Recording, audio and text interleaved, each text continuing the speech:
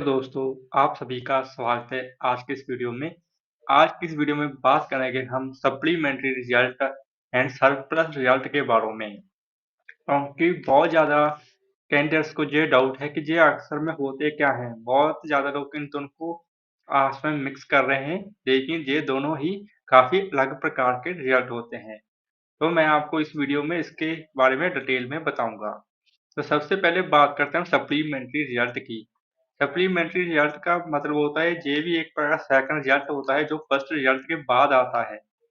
ये रिजल्ट तब आता है जब फर्स्ट लिस्ट में जो रिजल्ट आता है उसमें से अगर कैंडिडेट रिफ्यूज कर देते हैं तो उसकी जगह पर जो नए कैंडिडेट्स का नाम आता है उसको सप्लीमेंट्री रिजल्ट कहते हैं। सप्लीमेंट्री रिजल्ट में जब आता है तो एक मेरिट लिस्ट होती है, तैयार होती है सर्कल लेवल पर। सिर्फ एक ही मेरिट लिस्ट होती है और ये पहली बार 2024 में ही इम्प्लीमेंट किया गया है। इसमें सिर्फ एक ही लिस्ट बनती है, उसमें से सभी के सभी कैंडिडेट ले जाते हैं। पहले तो फर्स्ट लिस्ट वाले कैंडिडेट ले जाते हैं, उनमें से जब रिफ्यूज कर देते हैं कैंडिडेट तो नेक्स्ट कैंडिडेट को ले लिया जाता है और उनका नाम सप्लीमेंट्री लिस्ट में आ जाता है। इसमें सिर्फ एक ही मेरिट लिस्ट होती है जो कि सर्कल बेस्ड पर सर्कल लेवल पर बनाई जाती है, जैसा कि 2024 में अभी तक हो रहा है। दूसरी तरफ यदि हम बात करें सरप्लस रिजल्ट की तो ये 2023 तक आ रहा था। 2023 से पहले दो लिस्टें बनती होती थी merit list. First merit list बनती होती थी डिवीजन बेस पर। तो सबसे पहले यदि आप मान लीजिए आपकी कोई भी, जैसे कि आपकी आगरा डिवीजन है, तो आपके आगरा डिवीजन में आप मानकर देख सकते हैं कि जो एमटीएस की 5 पोस्टें हैं और वहां पर 50 जनों ने पेपर दिया है एमटीएस की पोस्ट के लिए।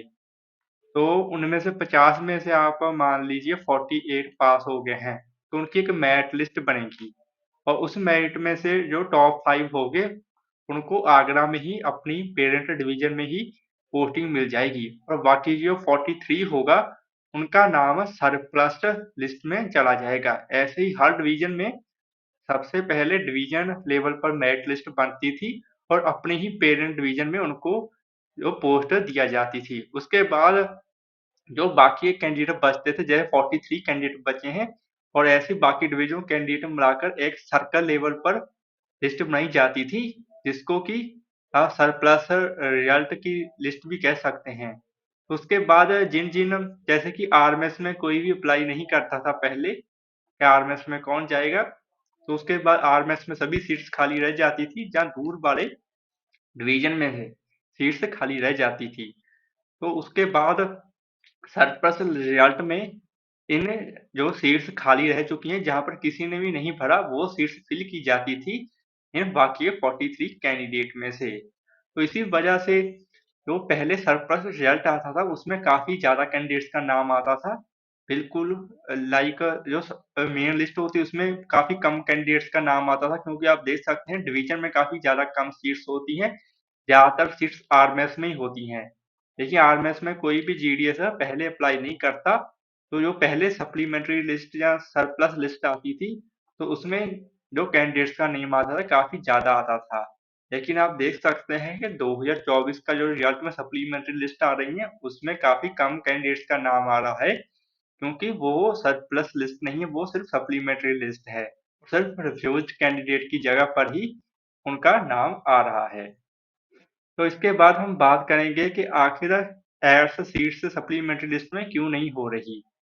तो इसका जवाब है क्योंकि ऐसा होना पॉसिबल ही नहीं है। कभी भी सरप्लस में भी ऐसा नहीं हुआ है, क्योंकि सरप्लस में लिस्ट कभी भी सीट्स तैयार नहीं होती। सिर्फ उन्हीं सीट्स पर रिजल्ट जारी किया जाता था जहां पर किसी ने अप्लाई नहीं किया था पहले, क्योंकि सिर्फ जो डिवीजन लेवल पर मेरिट लिस्ट बनती थी 2023 के एग्जामों तक, उसमें सिर्फ डिवीजन की सीट्स पहली मेरिट में भरी जाती थी। उसके बाद जो दूसरी लिस्ट आती थी उसमें बाकी की सभी सीट्स भरी जाती थी, जिस वजह से वहां पर कैंडिडेट्स को लगता था कि सप्लीमेंट्री रिजल्ट में या दूसरी लिस्ट में काफी ज्यादा सीट्स ऐड होकर आई हैं, लेकिन असल में ऐसा नहीं होता था। लेकिन इस साल 2024 में उन्होंने ये प्रॉब्लम दूर कर दी गई है और सिर्फ फर्स्ट लिस्ट में ही सारे के सारे कैंडिडेट्स का नाम आ रहा है। इसके अलावा प्रॉब्लम ये भी है कि यदि आप मान लीजिए कि किसी स्टेट में सेकंड लिस्ट में सप्लीमेंट्री लिस्ट में सीट्स ऐड कर देंगी, तो जो कैंडिडेट्स का पहली लिस्ट में आरएमएस में ज्वाइन हुआ है। आप देख सकते हैं किसी का 80 मार्क्स आए थे, उसका आरएमएस में ज्वाइन किया गया है। लेकिन जब नई लिस्ट आएगी, सेकंड लिस्ट आएगी, तो उसमें तो सीट्स हो सकता है उसकी पेरेंट डिवीजन में सीट्स खाली हो जाएं, लेकिन उसको सीट्स नहीं मिलेगी। तो जो जेएमटी होगा वे आरटीआई डाल सकता है कि हमें सीट्स क्यों नहीं देगी, हमारे मार्क्स आए हैं। तो ये लीगली तौर पर भी काफी ज्यादा कॉम्प्लिकेटेड हो जाएगा, और जो डिवीजन वाले सर्कल वाले हैं उनको भी इसका जवाब देना पड़ेगा कि आखिर ऐसा क्यों हुआ है। इसी वजह से जहां तक मुझे लगता है कि सीट्स ऐड नहीं हो सकती सप्लीमेंट्री लिस्ट में, और अभी तक 16 सर्कल ने अपना रिजल्ट जारी कर दिया गया है, और किसी भी सर्कल में जो सेकंड लिस्ट आई है उसमें कोई भी सीट्स ऐड नहीं हुई हैं। जो कि फर्स्ट लिस्ट में सीट्स ऐड हुई हैं वही सीट्स फाइनल मानी गई हैं। तो आपको भी यही मानना होगा कि जो लिस्ट फर्स्ट में सीट्स आ गई हैं वही सीट्स रहने वाली हैं। यदि आपका फर्स्ट लिस्ट में नाम नहीं आया है तो आप रिफ्यूज कैंडिडेट में आपका नाम आ सकता है, लेकिन नहीं तो आपको 2025 वाले एग्जाम की तैयारी शुरू कर देनी चाहिए, जो कि इस साल होने वाला है। और 2024 वाले रिजल्ट के बारे में इतना नहीं सोचना चाहिए। तो मैं आशा करता हूँ आज की वीडियो आपको अच्छी लगी होगी, और आपको supplementary result and surplus result के बीच में का जो डिफरेंस है उसके बारे में पता लगा होगा, और आखिर क्यों नहीं सीट्स ऐड हो रही और क्यों नहीं हो सकती, इसके बारे में आपको थोड़ी सी क्लैरिटी मिली होगी। मैं आशा करता हूँ आपको ये वीडियो अच्छा लगा होगा, और इस वीडियो को अपने जीडीएस साथियों के साथ शेयर कीजिए। और यदि आपका कोई डाउट है इस वीडियो से रिलेटेड तो आप मुझे कमेंट सेक्शन में इसके बारे में पूछ सकते हैं। धन्यवाद आपका ये वीडियो देखने के लिए।